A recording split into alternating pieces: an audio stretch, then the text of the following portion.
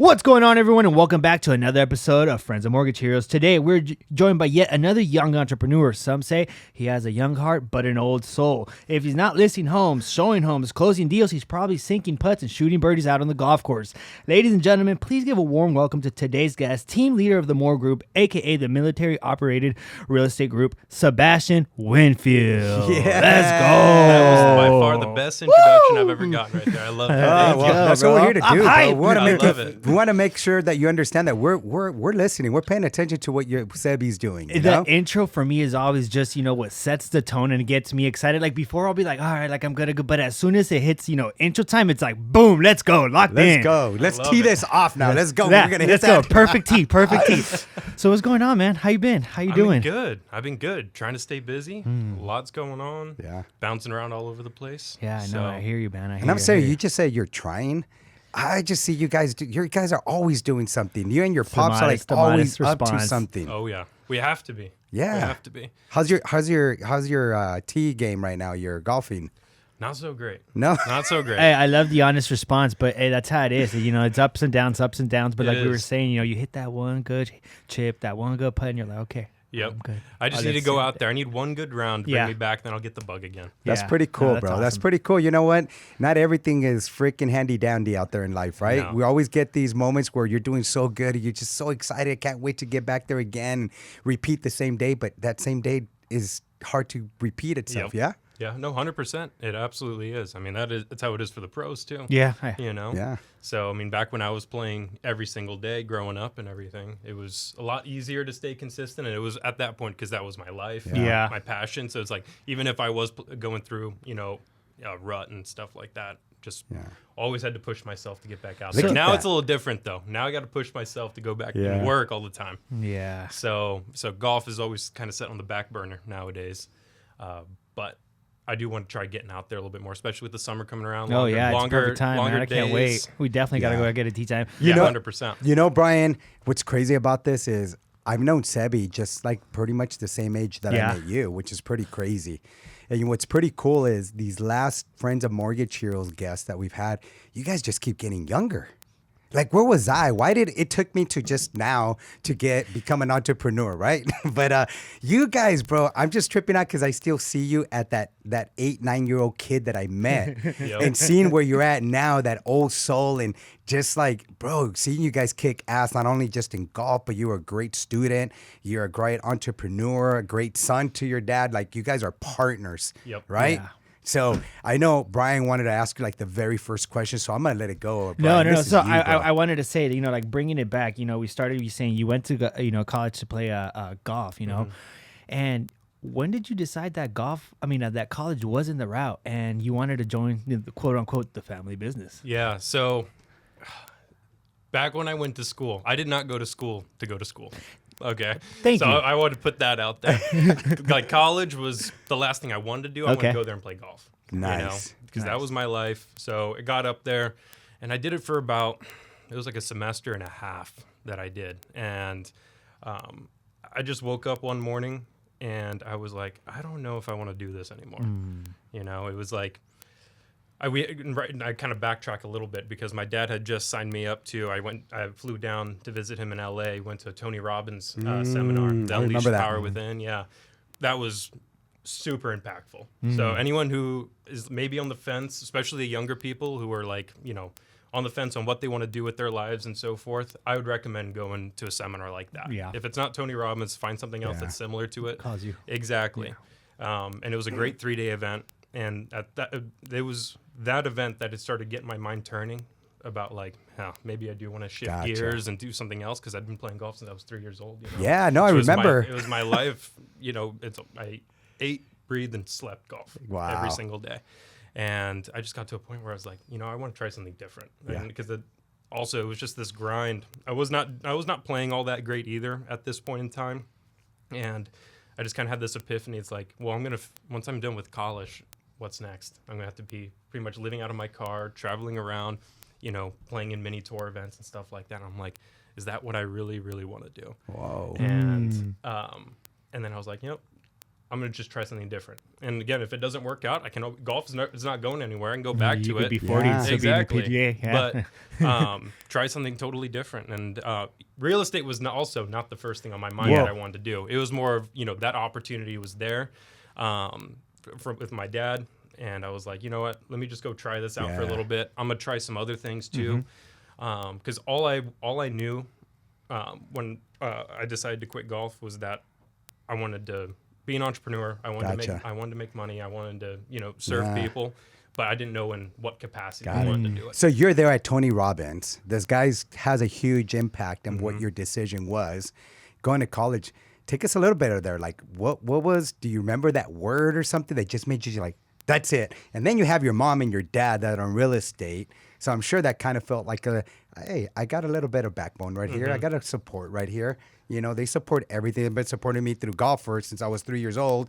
And now, well, maybe I'll join real estate since Tony Robbins kind of guided me in that sense. Yeah. Yeah. I mean, it was, like I said, it wasn't even like real estate was not even the first thing on my mind that I wanted to jump in and do. It was more of like, this will be like a gap fill while I'm trying to figure my stuff out. And, luckily, my parents were super supportive. I was scared to death when I made that phone call to my dad, and I was like, "Hey, I don't know if I want to do this anymore." But in fact, like he was super supportive. He was like, "Look, we love you, bud. No matter what you want to do, we're always going to be here to support you. Just tell us what path you want to take, and we'll help you push you." And I think that's courageous, and I feel like your dad understood that it's, he knew that it's not an easy call to make, and he's probably like, you're choking behind the phone like, dude, am I really saying this? I wanted this so bad, and now I'm telling him like, hey, I don't want the thing that I wanted so bad. But I feel that your dad respected you even more at that moment as a man, because he's like, hey, you came forth serious, honest, and you told me how it is, and I respect that 100% more than if you would have, gave it a turn, had the buzz, and kind of just BS'd around it. Yep, exactly. But going back to what you were saying, like at the Tony Robbins seminar, it was not so much, there wasn't like a specific moment that I can remember. I just remember him talking about taking action. Like that's his biggest message, and that's what everyone pretty much talks about. They may word it differently, but at the end of the day, every single one of these personal development people out there, they're always just talking about take action today and take action now, and that's it. And that's why I decided. Wow. I just woke up one morning. I remember I drove to the practice facility and I parked my car in the parking lot. The whole team was out there, and I was like, I don't want to go out there right now. And I just called my dad, said no, and then I walked out, talked to my coach. I was like, I'm done. Turned in my stuff the next day, and then dang. But you know what? That's even more crazier that you just impulsively didn't think about it, and just kind of, you're like, yo, I'm going to do it. I'm going to act on it and take action. Well, that's a lot of times we don't take action because we overthink it, right? Exactly. And when we overthink things and we're trying to force things to happen, it just has a tendency of taking you in a different direction. Then you're kind of looking years past, and you're like, man, I could have made that decision that day. Yep. And why didn't I make that decision that day? Why didn't I take action? And so there you go. You took action. And I mean, I'm sure a lot of your teammates were like, hey, bro, what's going on? Right. But yeah, you decided I got to do what's best for me. Yeah. No, 100%.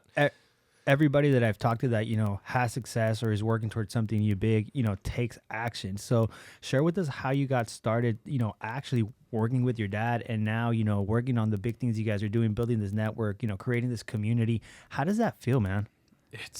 It's kind of surreal, to be honest with you, because when I started with my dad, it was just me, him, and our virtual assistant, Addie. Addie. That was it. Yeah. So Addie. Yeah, exactly. Addie's Loyal. amazing. Big shout out to Addie. Shout out to Addie, because she's going to be clipping up this video. Yeah, in a couple I of notice weeks. every time it gets posted, I'm like, this looks too good. Like, I know you guys get down, but Addie, hey, give her kudos. Hey, this is Will. I've never had the privilege of meeting you like that. I've talked to you, but never face to face. Yep. So. Yep, exactly. Nice. And we've actually never met her in person either. Travis is flying out there next week to meet her for the Finally, very first time in person. Yeah, Philippines. She's in the Philippines? Yeah. Yeah. He's man, going that's to be awesome. walking her down the aisle at her wedding. Oh, get out of here. Yeah. That's the kind of relationship you guys Oh, build. that's huge. It That is life-changing right there. You see? Congratulations. There you hey, go. congratulations. Yep. That's Best what of the wishes. That's what you guys congrats to do. Addie and Steve. Yeah. That's awesome, man. That's what you guys do. That's when I've known your dad for so long prior to him getting in the industry, and I knew he was going to be a difference maker, and sure enough, he's done a lot of good things, but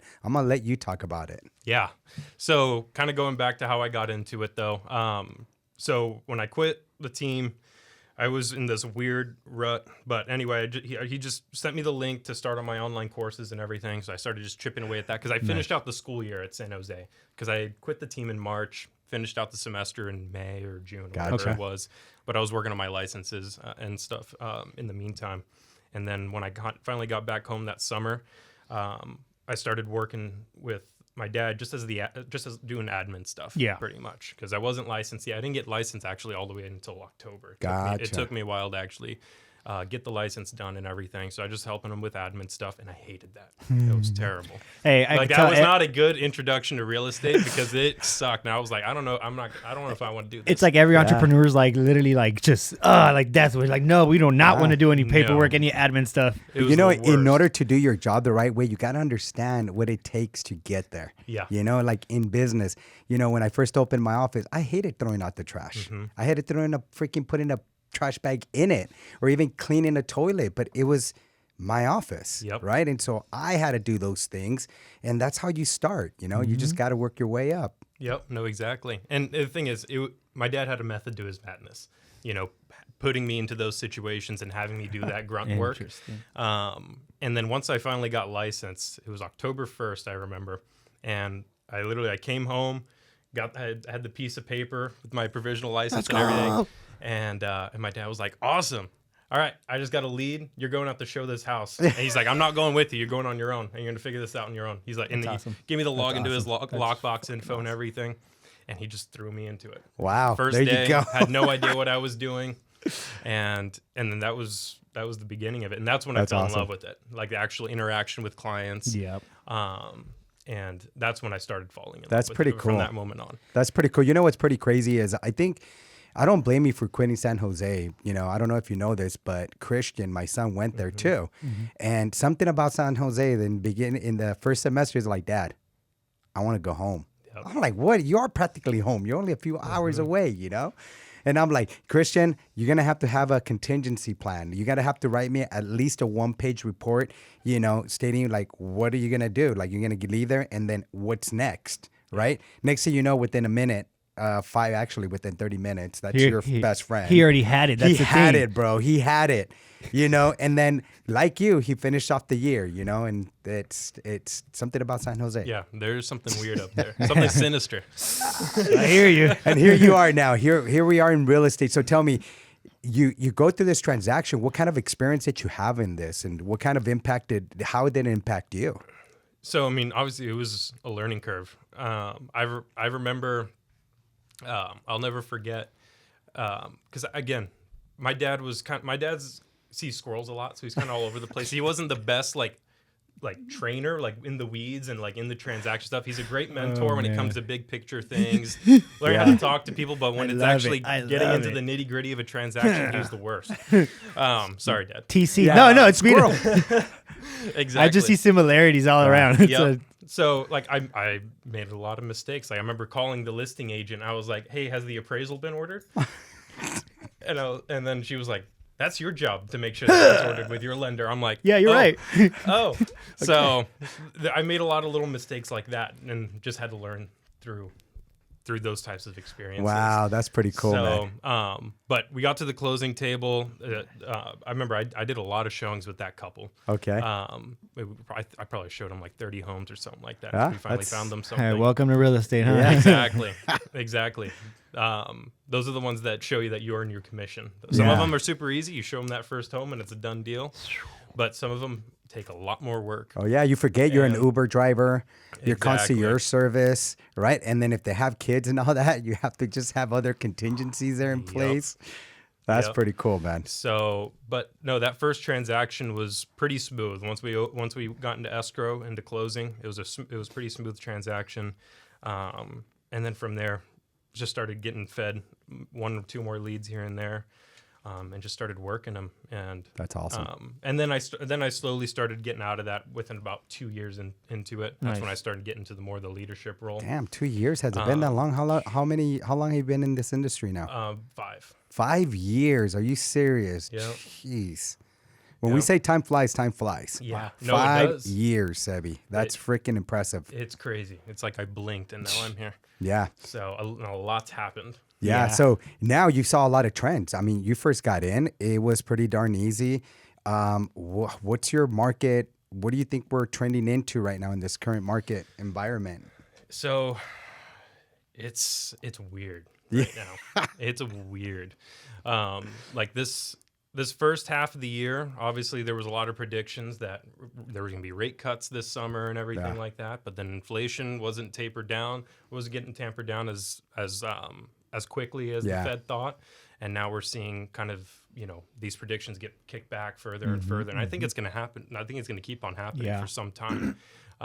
We're in this I think we're just in this weird transitory phase right now. Because like what we were talking about upstairs just a minute ago, the entire economy is changing. Yeah. The way people consume, and the way people are producing things, it's changing completely. So we're in this weird shift.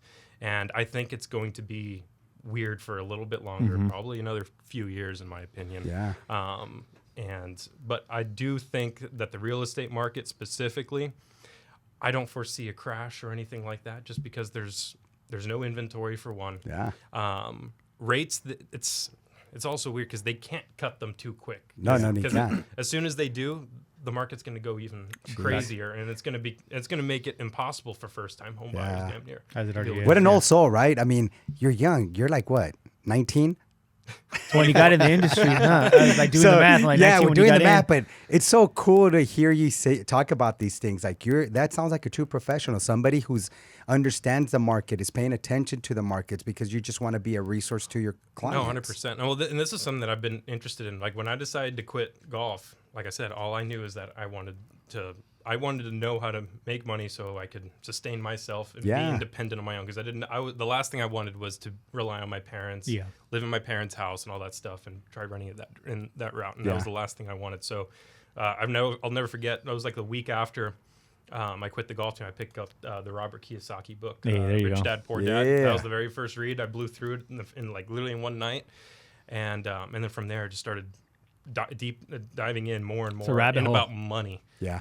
And how money works, and then that started kind of rolling into economics, macro, microeconomics, and I'm super happy now because my girlfriend, she just got a degree in economics. Oh, there it is. Her and I Capital markets. Exactly. We're talking all the time about it, and it's a lot of fun. So, but I'm always, trying to keep up to date. You're like, honey, buy low, sell high. Right. He's like, not right now. Hold for a little bit longer. Exactly. Supply and demand. Like, it's cool. No, and the best decision I ever made by far was getting into the stock market as soon as I turned 18. Yeah. By far. And then that kind of rolled into real estate. Yeah, I'm glad that you bring that up because I know that with Liberty Housing, which is they're the ones that assist the military into housing, providing them housing.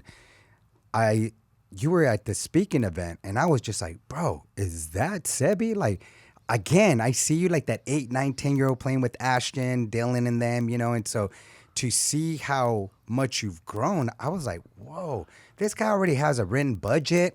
You're telling people how to budget, how to invest, so I know you speak from the heart and you're actually an action taker in this stock market as well. So you invest not only in real estate, but in your future. No, exactly. No, and it's funny. I can't remember the exact numbers with the statistic, but I think it was like 80-something% of people cannot picture themselves 20 years into the future, and I think that's the biggest reason why people have a hard time getting started with investing. Yeah. Even if it's the smallest amount of money, like $50 a month. Yeah. Investing in the markets, because there's a lot of fear. For one, right there. But also they just have a hard time picturing themselves when it comes to retirement. They're not thinking about what's going to happen, what their finances are going to look like when they turn 65. Getting on Social Security and starting to liquidate their 401ks and stuff like that. So then that was, and for me, luckily, I've always thought about that. Like, what is my life and my finances? What are they going to look like? 40 years from now. When did you start thinking about that? Because again, you're freaking young as heck. So like, what intrigued you to want to know that? When I quit the golf team, I was like, I'm not going to make millions playing golf. So how am I going to do it otherwise? That's awesome. So and I was like, I got to start small. I got to start somewhere. And that's when again, the Rich Dad Poor Dad book I picked up, and then I picked up a Tony Robbins money book, and that started. And he kind of took a deep dive into investing, in the stock market there. Gotcha. Nice. And then I just started diving more. Yeah. And more Well, that guy's just incredible mind. I mean, the guy is. owns like over 500 businesses or 1,000. I Yeah. don't even know. Like he's into everything. Yeah. So, bringing it back to, operating as a team lead, you being so young, how do you position yourself to be able to lead and guide, people that are older than you that quote unquote might say, hey, I have more time in the game than you? Yeah, I don't see myself as a superior to them, for one. That's the biggest thing. I work together with them, Nice. and I'm always asking for their input on things too, but ultimately it does come down to me to make the decision on which direction we're going, what we're going to do with this client and things like that. But I'm always giving them a place to speak up and a voice, in whatever conversation we're having. So we do team meetings a couple of times a week or 3 times a week, where we're always bouncing off ideas off each other. But I think the biggest thing is I don't put myself into a position of seniority or superiority. Yeah. And we're working as a team. That's awesome. Rather than I'm the decision maker. Yeah. It's That's collaboration. really cool. Yeah. Yeah, because I mean, it's got to be tough. There's older people that you encounter, and a lot of times it's it's my way or the highway. And they're so embedded in their own thoughts for so long that it's like you see somebody younger than you by default, like, oh, I gotta listen to this young guy. Yep. But I think that's a great approach because you level with them. Yep. Yeah. No, exactly. And when it comes to working with like clients and stuff like that, I've honestly never run into a situation yet. That's why I want to take a moment to talk to especially like the young entrepreneurs that are like looking to maybe get into real estate or whatever it is, mortgages, whatever it may be. Like, what my biggest fear when I first got into it is like, oh, people are going to think I'm too young. They're not going to listen to me. I can tell you right now, I've yet to run into that situation. Happened. If you know and you educate yourself, you sound like you know what you're talking about, people are going to listen. On the contrary, what I found out, and similar to you, when I got started, all I did was trying to just learn the language, learn as much as I could, because I was fighting against that, young age, you look young.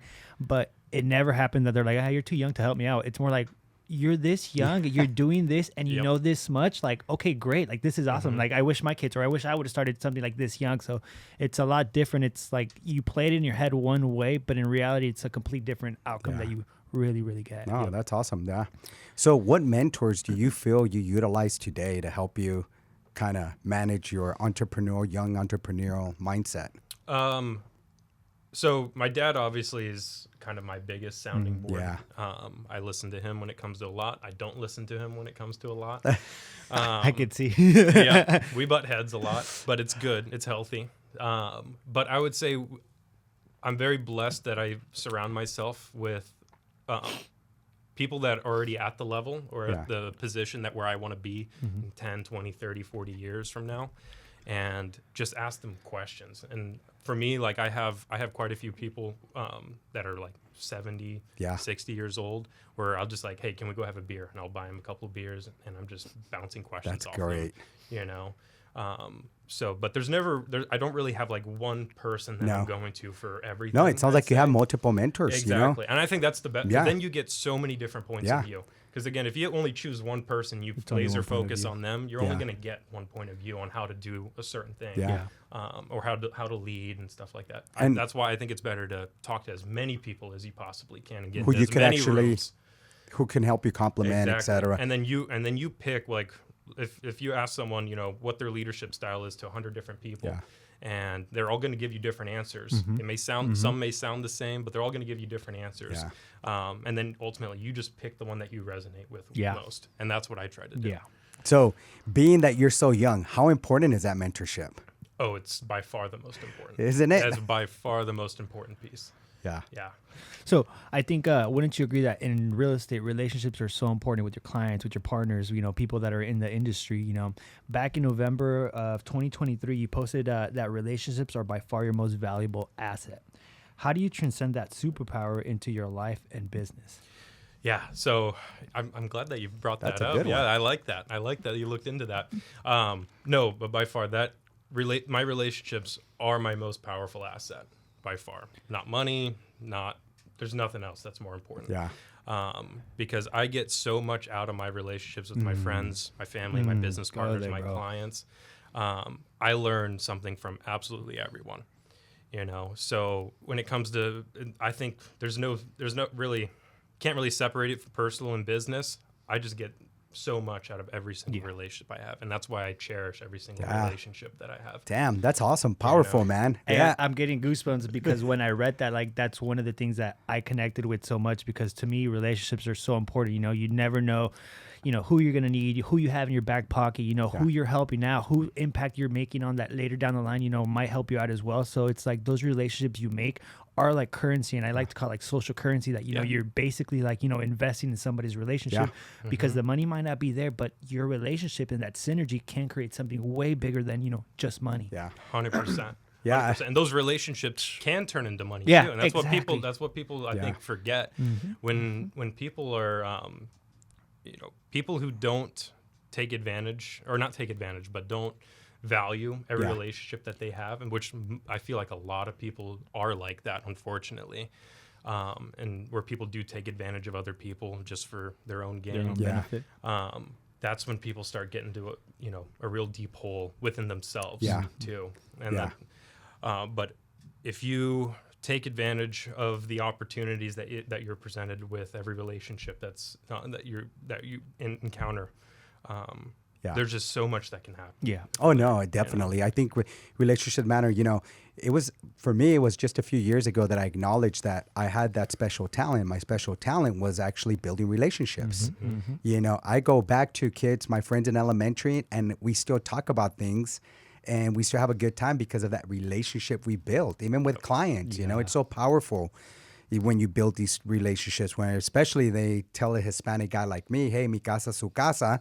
I take advantage of that. You'll see me eating at their house and everything, you know what I mean? But that's what it's all about. And what people don't realize, and I'm glad that you learn it at such an early age, is that is a talent. That is a talent to be likable, to listen to people.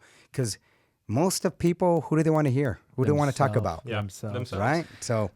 Yeah, I always use this quote, especially when I'm talking to my team and stuff. When I'm telling them when they're calling their database and calling their friends and families to check in. I always tell them, be interested in people, don't be interested. There you go. I like that.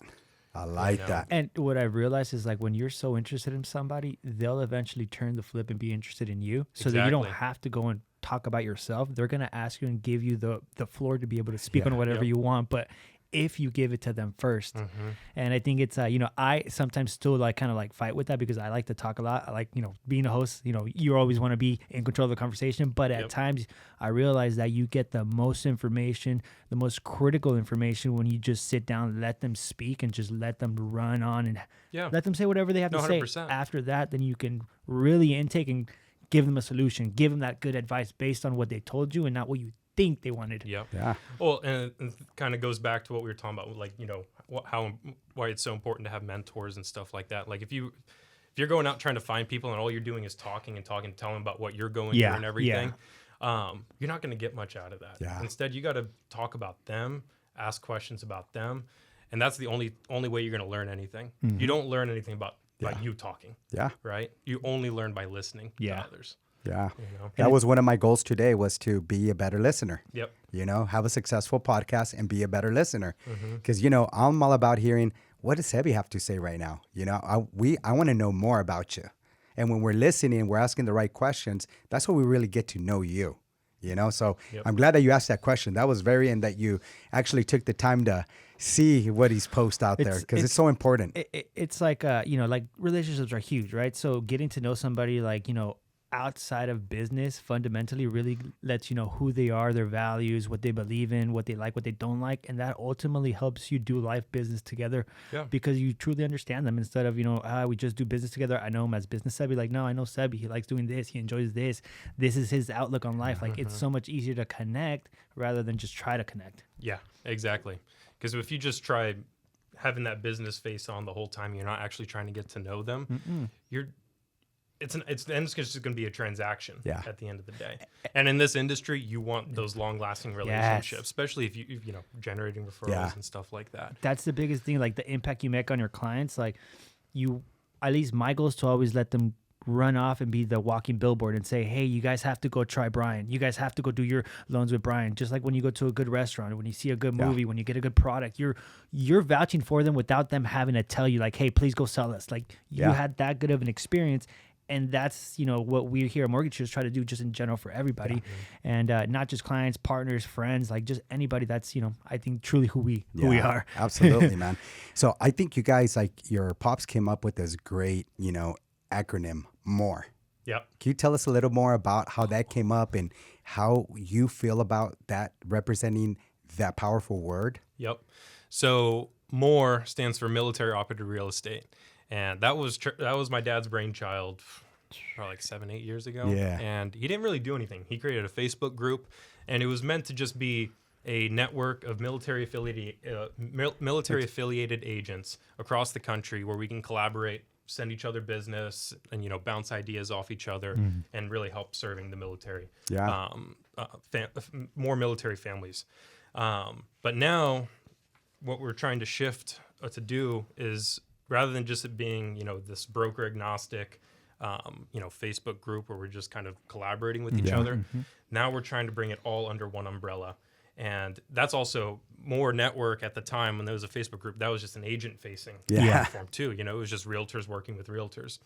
Now what we're trying to do is make it not only a network for agents to work with each other, but we're also trying to make it a client-facing brand. Got it. So where, because a couple interesting statistics, because military love to work with other military, Of right? course. And you take for example, Navy Federal and USAA. Take a guess on what market share that Navy Federal and USAA have when it comes to the military demographic. I'm going to say 87%. Yeah. 92%. 92% of the military use Navy Federal, USAA, or both. Wow. At the same time. Wow. Right? So that right there told us that, and there's a hole in the market. There is not a national military-centric real estate company that's client-facing that any military consumer that's looking to buy or sell, it's relocating PCSing across the country from duty base to duty base. They don't have a brand that they can go and trust that they're going to get a great level of service when it comes to buying and selling. Yeah. Right. No, it's powerful, man. So, and that's what we're trying to do now. And we're going to be launching, probably it's going to be a little bit later this year. Yeah. Because we're moving to a new company called LPT. Yeah. And we're really excited for that partnership right there. And it's going to be huge. So we've been starting to already kind of recruit and get people on board. And we've been getting nothing but phenomenal things. Yeah, I think phenomenal feedback. From people. That's one of the. It's definitely a necessity that's needed. Oh, big, and course. that's how I was gonna go to. It's like our military aren't properly represented, and so there's always so many changes, and I forget what the statistics are, but the VA has the best loan on the market, which they go in their 100% financing, no MI, et cetera, et cetera. There's a lot of benefits for them to purchase their home or wherever they PCS using, leveraging that VA entitlement. But nobody teaches them that. Nope. And so I think what you guys are doing and going into a nationwide platform where it's not just realtors, but it's also the consumer going in there, I really think that's going to make a huge change. Yep. And because we also focus on a lot of education. So every month we put on a class called Military Money and More. It's a free virtual class, and where we're teaching people not just about how to leverage their VA benefit. That's like a small piece that we touch on in it. But we just want to teach military how to take care of their finances, because it is even not just for the military, but it's people are so undereducated when it comes to money across the board. I mean, we don't teach it in schools. There's no education around it. Thank goodness for social media now, because now I'm starting to see a lot more people. They're getting fed more information on how to manage their money. It's like those little sparks that be like, hey, go listen to this, and then you kind of. But the thing is, it's just breadcrumbs. Yeah, exactly. But those breadcrumbs lead to the cake. Exactly. Exactly. So now we're trying to actually we're working a lot right now trying to get on base, and teach these classes in person. Luckily, you saw the one that we did at the Liberty Housing, which has been a great partnership. I think that was great. Yeah, so we're trying to just expand it more and more, where we can get in front of as many active duty and retired personnel as possible. What I thought was pretty about money. What I thought was pretty crazy with Liberty Housing, I wouldn't have thought that they'd want you guys to be a part of that, but they're also encouraging these military personnel to utilize that VA benefit. Like, why are you giving us the money? Even though that's what they're there for. Yeah. But they're encouraging them like, hey, you're not going to even be on a month. You're going to be on a month-to-month contract with us. Yeah, I mean, it doesn't Go matter. find a home, and we want to make it facilitate that process for you. Exactly. And so they're bringing you guys to help them understand how you can facilitate that process even further by managing your budget and not being so concerned if you're going to be able to afford the home or not. So I think that information that you guys give is so valuable. Before we go to the end or any of that, I want to know, how can these people, you said that you guys do these virtual webinars, where can they go? So I'll send you guys a link that you guys maybe Yeah, include. we'll definitely share and everything. So we'll drop a link below. But it's just a quick, you fill out a form, we'll send you the Zoom link, and we do it on the last Tuesday of every month. Tuesday every And month. It's an hour long. It's free, like I said. Invite your friends, family. It's open to everyone. Everyone. Because it's not just. Obviously, we're focusing on the military side of things, but at the end of the day, anyone can sit down and watch it. One of the things that I wanted to, say that I appreciate about, the way that you guys are operating and building that more is that when you work with a military client and a military family for that matter, it's like when they work with a non-military agent, and no disrespect to any agent that represents military, it's just that they speak the same lingo when it's a military agent and a military family. So beyond doing the transaction of real estate, they understand their situation. They understand the experiences. They know where they've been because they themselves have probably been in those boots. So tailoring it to a point where it's just people from the same group, from the same dynamics, it makes it so much easier because they already understand who they are, how they work, how they move, that it's like so seamless. Where the other way around, sometimes there might be a learning curve. You don't understand some of their true, motivations, their true feelings of how they really want something to happen. Whereas, when you're represented by the right team, you feel it, you understand it. You feel it. Yeah. So it's such a different dynamic, and it's just, really, really, really cool that you guys are building it at that much, and then looking at it at a national level where it's like, let's just not keep it here. How do we just do more? Exactly. And that's why we're very selective on who we're bringing in under the More umbrella in our network.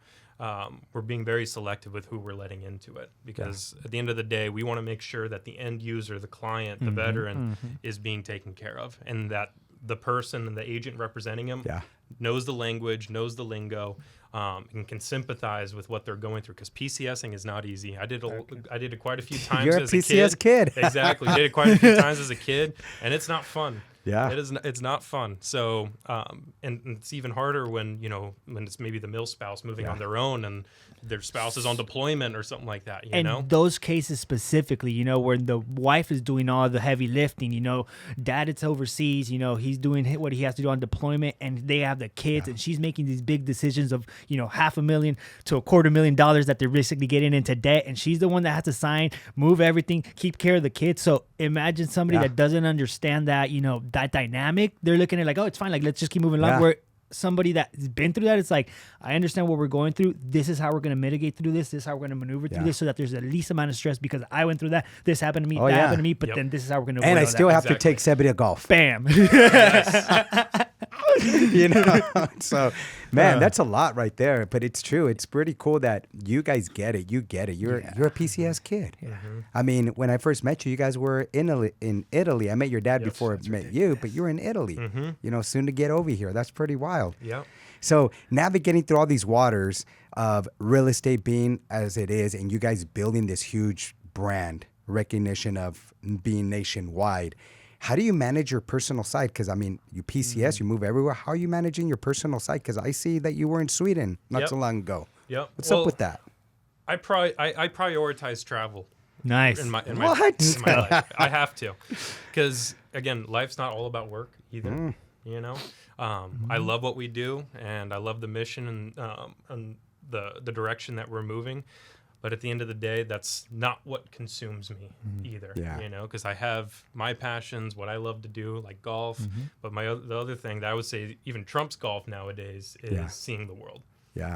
So that's why both, and my dad's the same way. Him and my mom, they love to travel. Yeah. So we carve out a month every year, and we split it up. It's not like a month straight or anything like that, but we break it up. We like doing lots of little micro trips, and then it's nice having him as a business partner because we don't really do trips together anymore. Yeah. Because now when I go, he can be here, run the show and everything, and then vice versa. Like he's going to Philippines here next week, like I said. So I'm going to be here holding down the fort. Exactly. Exactly. So. No, travel's extremely important for me. And my girlfriend. So we love to travel, and we definitely prioritize that. What's the best place that you've been to that you like? I mean, Sweden holds a special place in my heart. Of course. Because I think I wrote about this. I don't know if you saw my Instagram post about this. But again, growing up as a military brat, bounced around at least every couple of years. Even when we moved here to California and my dad retired, still moved every 1 to 2 years. It was crazy.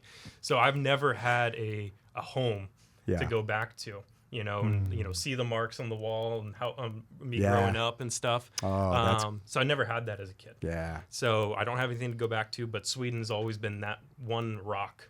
That's that one place that I can always go back to and see them at my grandparents' home. Nice. And I absolutely love it there. Yeah. That's awesome. Especially in the summertime, like 9 months out of the year, Sweden sucks. It's too cold. Yeah. It gets dark. The sun's only up for like 3 hours of the day. Yeah. But in the summertime, when the sun's up for 24 hours, beautiful. And it's green, lush, the lakes and rivers everywhere. It's and you guys all look the same. Blue eyes, blonde hair. I remember visiting over there. It was all blue eyes, blonde hair. Yep. And I was like sitting there because my family, Caucasian, they look white too. Mm-hmm. But I look like I can stand out. That guy's not from here. Yep. Hey, that guy's Mexican. Right. Yeah, they knew it. Man, that's pretty cool, man. But I would say on top of that, though, I would say the most beautiful place I've been is Norway, though. Norway. Oh, okay. Norway is incredible. Wow. Absolutely incredible.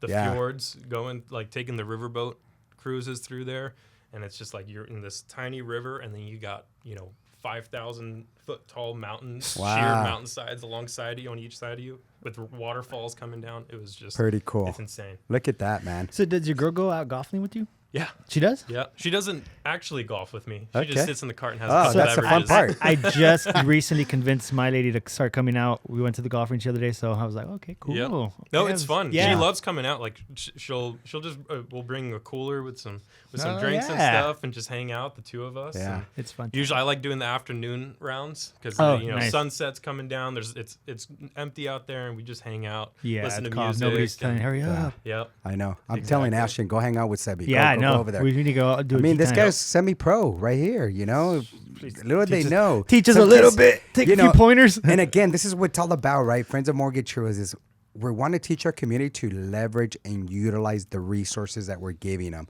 Yep. Don't hesitate to reach out to you, right? Hey, No, if it's absolutely. if it's a golfing question, if it's a real estate, how do I get in? How do I get my license? Yeah. How do I travel? Like, just ask. Like, we're right here. That's what we're here to do. Yep. Yeah, and getting here to the end of the show, I mean, we could go on for days. Thank you so 100%. much for coming on. Thank you guys for having me. It's been fun. Of course.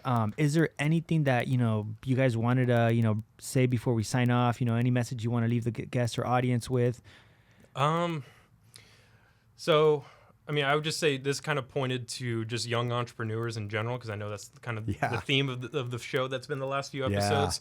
I would say the biggest piece of advice, and I didn't hear it from anyone. I read this in a book called Principles by Ray Dalio, and he talks about being radically open-minded. Nice. And that is my favorite line out of a book that I've ever gotten, and it's helped me tremendously and building those relationships with everyone, people from all walks of life. Just be radically open-minded to meet every single person you possibly can, talk to every single person you possibly can, because everyone knows something you don't. Wow. So just be open-minded to Look everything. at that. Wow. Words of wisdom right there, man. I'm so proud of you. Thank you. Like I am, Sebi. I'm so proud of you. Again, I see you as a young kid. My kids hanging out with you. You were older with them. We go visit you at your house. You guys have like pigs, horses all over the place. I'm so glad I don't live with that anymore. Yeah, we take our BB horses, guns over there. You guys are shooting. You guys go on your own ram thing, So I'm just so proud of you because I know and I see that you're going to be a successful entrepreneur. You're already setting the ground. You're already setting the expectations for yourself and your family. And you're so reliable with everything that you do, So I appreciate really... take your time and pat yourself on the back. Thank you. You know, because I know a lot of times we have that self-doubt, but we already know how to overcome it, especially when you got an uncle like me. I say Theo, you know, because we've been around. That's how us Hispanics are. But, you know, bro, you always have an uncle here that will guide you and 100%. point you in the right direction in whichever way we can. No, seriously. You know, so, and remember, I appreciate you more than anything. Yeah, too. yeah. Seriously, because you've always been there. I remember when I was looking to buy my first home, you were my very first call. You know? You've always been there for me and the family. Yeah. And I really, really appreciate it. and I'm going to continue doing that. You know, I know you're selling your condo. He's selling his condo. If you guys have any, you guys have buyers, call him up. Exactly. It's a He'll give you the myriad SEB deal. You know, you guys are talking about it, you know, invest in other states. And I'm just like encourage you not to. Yeah. You invest in your own backyard. You and me, we're going to talk about that. Right? I want to learn more about But that. again, you know, Mortgage Heroes is all about giving back, bringing people like Sebi here to just give you guys some insight, inspire you of how we can take our business to that next level. It doesn't matter if you're 16, 17, you can get it done, as you can see. Right? It doesn't matter. Seb, thank you so much for stopping by, man. I'm sure we'll have you on plenty more times. I know I'd there's love a to. lot This more is- stuff this that is a we got to great time. cover. But yeah, thank you so much for everybody tuning in, everybody that's been supporting, checking the podcast out. Make sure you don't miss out any of the episodes coming out. We also have Friends of Mortgage Heroes coming out every week alongside with our, Home Team podcast. So make sure you check it out. And thank you guys so much. Yep. See you.